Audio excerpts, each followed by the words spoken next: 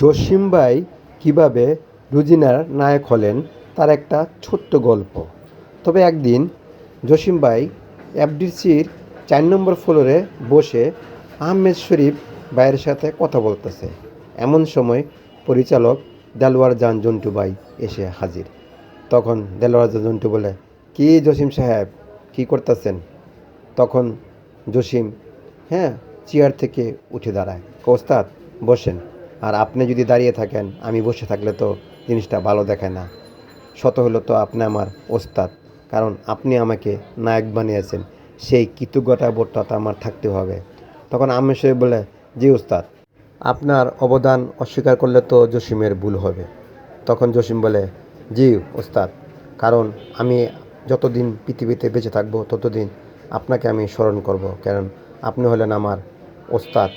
তখন দেলোয়ার জান জন্টু বলে, শোনেন একটা কথা বলি, আপনার ভাগ্য ছিল যে আমার উসিলায় আপনার নায়ক হয়েছেন, এবং সম্পূর্ণ আমার ইচ্ছায় হয়নি, এটা উপরওয়ালার ইচ্ছাও আছে। কারণ আমি শত চেষ্টা করলেও আপনাকে নায়ক বানাতে পারতাম না যদি উপরওয়ালার ইচ্ছা না থাকতো।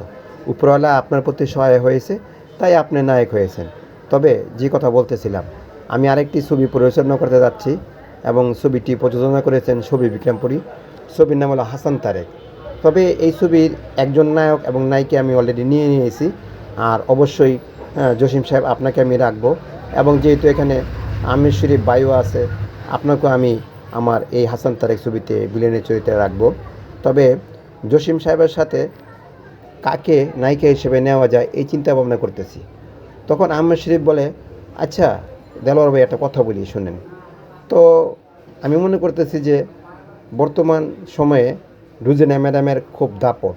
আপনি যদি রুজিনা ম্যাডামকে জসিমের সাথে কাস্ট করতেন, মানে নায়িকা হিসেবে জসিমের পাশে রাখতেন, আমার মনে হয় দর্শক আরও নতুনত্ব খুঁজে পেত এবং জনপ্রিয়তা মনে হয় পাবে। কারণ রুজিনা এই সময়ে সুপারস্টার নায়িকা হয়ে গেছে এবং তার হাতে প্রচুর কাজ। তখন জসিম বলে, আমির শরীফ ভাই, আপনি যে কি বলেন না, রুজিনা ম্যাডাম এখন ব্যস্ত, বিজি, তার হাতেও অনেক ছবি কাজ চলতেছে আমি জানি। আর রুজিনা ম্যাডাম আমার সাথে কাজ করতে রাজি হবে, আপনার কি মাথা ঠিক আছে? তখন আমির শরীফ বলে, আরে না, শাবানা ম্যাডাম করছে, তারপরে সামিনা ম্যাডাম করছে, আর এখন রুজিনা ম্যাডাম রাজি হবে না। তখন দেলোয়ার জান জন্টু বলে, আচ্ছা আপনারা থামেন, দেখি আপনি যখন বলছেন যে রুজিনা ম্যাডামকে নিলে ভালো হবে, আমি রুজিনা ম্যাডামের সাথে কথা বলবো, দেখি রুজিনা ম্যাডাম রাজি হয় কি না। তবে আমার মতে রুজিনা ম্যাডাম রাজি হবে, কারণ আমার গল্প নিয়ে রুজিনা ম্যাডাম দু একটি ছবি অন্য পরিচালক করেছে, এবং আমি বলেছিলাম এই গল্পের জন্য রুজিনা ম্যাডামকে নিলে ভালো হবে। তো আশা রাখতেছি যে আমার কথা রুজিনা ম্যাডাম রাজি হবে। তবে জসিমের কথা শুনলে রুজিনা ম্যাডাম একটু আপত্তি করতেও পারে, কারণ রুজিনা ম্যাডাম বর্তমানে কিন্তু ফারুক সাহেব, রাজ্জাক সাহেব এবং আলমগীর সাহেব এদের সাথে এখন রুজিনা ম্যাডাম কাজ করতেছে। এখন জসিমের সাথে হুট করা করবে কি না। আচ্ছা ঠিক আছে, আমি একটা কথা বলতেছি শোনেন, আমার পরবর্তী ছবি হাসান তারেক, এর জন্য আপনারা তৈরি থাকবেন। আমি তো জসিমকে কাস্ট করিয়েছি, এবং শরীফ ভাই আপনাকেও কিন্তু আমি ভিলেন হিসাবে নিয়েছি। তখন আহমেদ শরীফ বলে, আমাকে তো আপনি ভিলেন হিসেবে নেবেন, আপনি কি আমাকে নায়ক হিসেবে নেবেন? তখন আহমেদ শরীফ বলে, শোনেন, আপনাকে কিন্তু আমি একটা সুযোগ দিয়েছিলাম নায়ক হিসাবে, কিন্তু সেটা কিন্তু আপনার সফল হতে পারেন নাই। তখন আহমেদ শরীফ বলে, এটা আমার ব্যর্থতা, এটা আমার দুর্বলতা, অথবা আমার ভাগ্যে ছিল না, তাই হয়নি। যাক, জসিম যেহেতু নায়ক হয়ে গেছে ভিলেন থেকে, এবং আপনার সহযোগিতা এবং আপনার অবদানের কথা তো আমরা আর অস্বীকার করার মতো নাই। কারণ জসিম এখন ভালো একটা নায়ক হয়ে গেছে, এবং 2-4টি ছবি করেছে, এবং ছবিগুলি ভালো গেছে। তো আশা রাখছি যে আপনার যে পরবর্তী ছবি হাসান তারেক, এই ছবিটা যদি ভালো যায় আর জসিমকে আর ফিরে তাকাতে হবে না।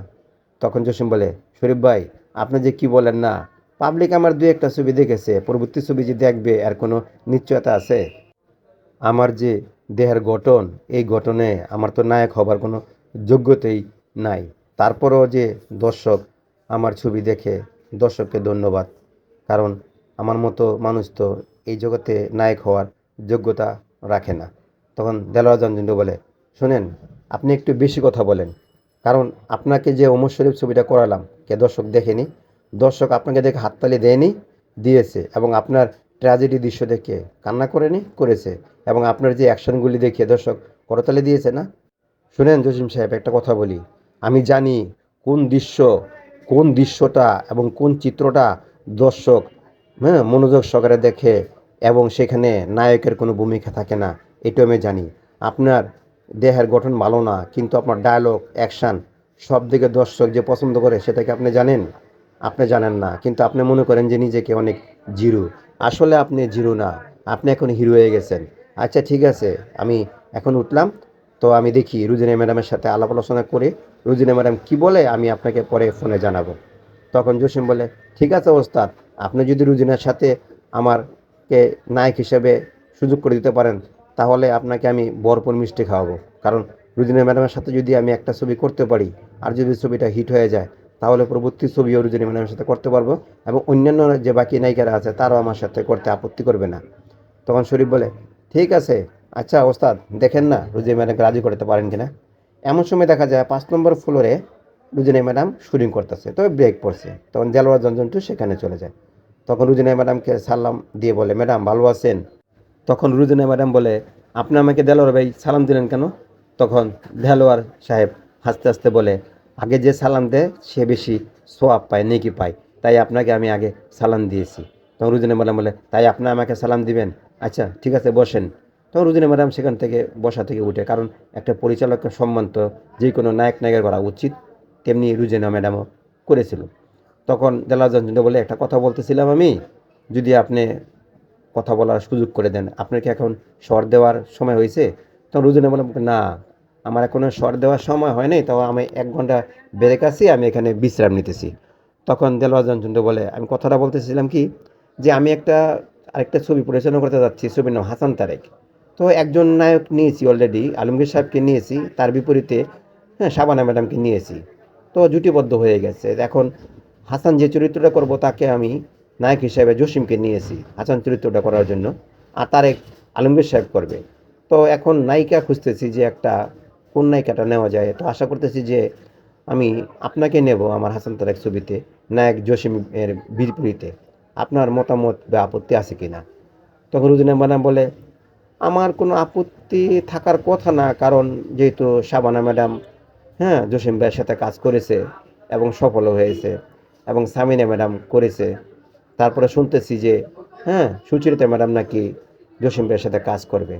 এখন তারপরে কথা হলো কি, যে এখন তো আমার শিডিউল আপনাকে দিতে পারতেছি না। এখন জসিম ভাই যদি শুনে মনে করবো যে আমি ইচ্ছাকৃতভাবে আমি করব না বলে শিডিউলের কথা বলতেছি। ঠিক আছে দেলোয়ার ভাই, তাহলে আমি আজকে রাত্রে আপনাকে জানাবো যে আমি করব কি না করব না। তখন দেলোয়ার জঞ্জন্টু বলে, ঠিক আছে, আপনি যদি না করেন তাহলে আপনি আমাকে না করতে পারেন, কোনো সমস্যা নাই। তখন সেই মুহূর্তে আলমগীর সাহেব এসে হাজির। আলমগীর সাহেব দেলোয়ার জঞ্জন্টুকে দেখে সালাম দিয়ে বলে, কি ভালো আছেন? তখন দেলোয়ার জঞ্জন্টু বলে, হ্যাঁ ভালো আছি। কয়, আসছিলাম রুজিনা ম্যাডামের কাছে যে জসিমের বিপরীতে কাজ করার জন্য। তখন আলমগীর বলে, হ্যাঁ কাজ করবে না কেন? আচ্ছা রুজিনা ম্যাডাম, করেন না। জসিম যেহেতু এখন ভালো কাজ করতেছে, কাজ করেন না, সমস্যা কি? আর ফলপ যদি খায়, এটা দেলোয়ারই বুঝবে। তখন রুজিনা বলে, ঠিক আছে, আলমগীর ভাই যখন বলছে আমি আর না করলাম না, ঠিক আছে, আমি আপনার এই পরবর্তী ছবি হাসান তারেক করব, আপনি আর কোনো টেনশন করেন না। আমি অবশ্যই আপনার হ্যাঁ ছবিতে সাইন করব, আমি জসিমের বিপরীতেই কাজ করব, তবে আপনি বাকিটুকু আপনি জানেন আপনি কি করবেন। তখন আলমগীর বলে, আমাকে তো মনে হয় নিয়েছেন। তখন দেলোয়ার জানজন্তি বলে, অবশ্যই আপনাকে এবং শাবানা ম্যাডামকে নিয়েছি। এখন রুজিনা ম্যাডামকে নিলাম, জসিমকে নিলাম, এবং আহমদ শরীফকেও নিয়েছি। এখন বাকি আর্টিস্ট যারা আছে তাদেরকে নিয়ে আমি ছবির মোহর করেই ছবির শুটিং শুরু করব। আশা করি 6 মাসের ভিতরে ছবি শেষ করে মুক্তি দেব। তো ছবিটা শেষ করার পর দেখা যায় ছবিটা মুক্তি দেয়। ছবি তো সুপার ডুপার হিট হয়ে যায় এবং রুজিনা জসিমকে দর্শক গ্রহণ করে নেয় এবং তাদের জুটিটাকে গ্রহণ করে নেয়। পরবর্তীতে দেখা যায় এই ছবির সফলতার পর রুজিনা জসিম বেশ কয়েকটি ছবিতে অভিনয় করেন।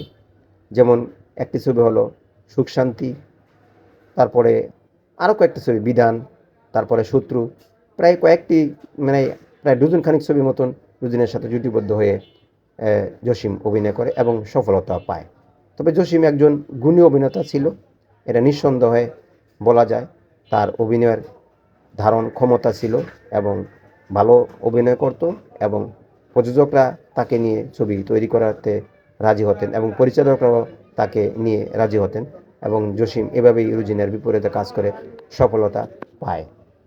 এই ঘটনার মধ্য দিয়েই জসিম রুজিনার নায়ক হয়ে যায়।